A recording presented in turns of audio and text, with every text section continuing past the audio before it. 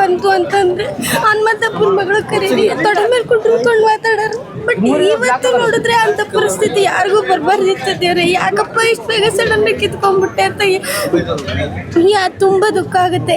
Aunty ಆಗಲಿ ಅಣ್ಣ ಆಗಲಿ ತುಂಬ ಚೆನ್ನಾಗಿ ಮಾತಾಡ್ಸೋರು ನಮ್ಮನ್ನ, ಯಾರೇ ಆಗಲಿ. ಆಮೇಲೆ ಯಾವಾಗಲೇ ಆಗಲಿ ನಮ್ಮ ಮನೆಗೆ ಬಂದಂಗೆಲ್ಲ ಮಗಳು ಏನು ಒತ್ತಿದ್ದಾಳೆ, ಏನು ಎತ್ತ ಅಂತ ಎಲ್ಲ ವಿಚಾರಿಸ್ಕೊಂಡು ಹೋಗ್ತಾ ಇದ್ರು. ಏನು ಎತ್ತ ಅಂತ ಆಗಲಿ, ಹೆಂಗಿದೆ ಪರಿಸ್ಥಿತಿ, ಏನು ಎತ್ತ ಅಂತ ಎಲ್ಲ ಕೇಳ್ತಾ ಇದ್ರು. ನಮ್ಮಪ್ಪನೂ ಅವರು ಚಿಕ್ಕ ಹುಡುಗರಿಂದನೂ ನಮ್ಮಪ್ಪ ರಾಜಕೀಯ ಮಾಡ್ಕೊಂಡ್ಬಂದರು.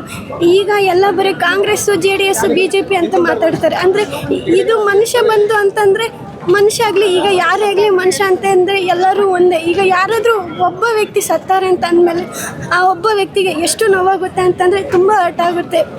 ಒಂದೇ ಆ ದೇವ್ರ ಹತ್ರ ನಾನು ಕೇಳ್ಕೊಳ್ಳೋದು ಒಂದೇ, ಆಂಟಿ ಆಗಲಿ ಅಣ್ಣ ಆಗಲಿ ಅವ್ರಿಗೆ ಯಾವುದೇ ಥರ ನೋವು ಕೊಡೋದಾಗಲಿ ಮತ್ತೆ ಮಾಡಬೇಡಿ ಅಂತ. ಆ ದೇವ್ರಿಗೆ ಕಣ್ಣನ್ನೋದೇ ಇಲ್ಲ. ತುಂಬ ಜನನೂ ಎಲ್ಲ ಹಿಂಗೆ ಮಾಡ್ತಾನೆ. ತುಂಬ ಥ್ಯಾಂಕ್ಸ್ ಅಣ್ಣ. ದೀಪಿಕಾ ಅಂತ.